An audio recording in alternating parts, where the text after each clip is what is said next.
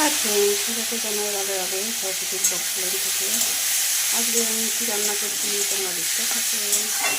এই যে হচ্ছে এটা লাউ নিরামিষ রান্না হবে দিয়ে তোমার হচ্ছে মুগের ডাল ফোড়ন দিয়েছি, আমি সর্ষে ফোড়ন দিয়েছি আর শুকনো লঙ্কা একটা তুলে দিয়েছি। আর এইভাবে রান্না করলে ভীষণ টেস্টি হয়, খেতে খুব ভালো লাগে। হলুদ দেবো না, হলুদ ছাড়া। এটা বলে লাউ বটি।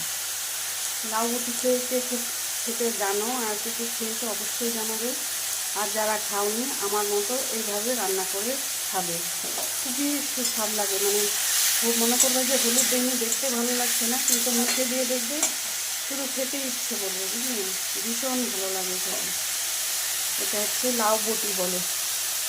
এরকম করে একটু পাতলা পাতলা করে তোমার হচ্ছে ডাল দিয়ে ফোড়ন দিয়ে না, একদম কিছুই লাগবে না। ঠিক আছে, টাটা।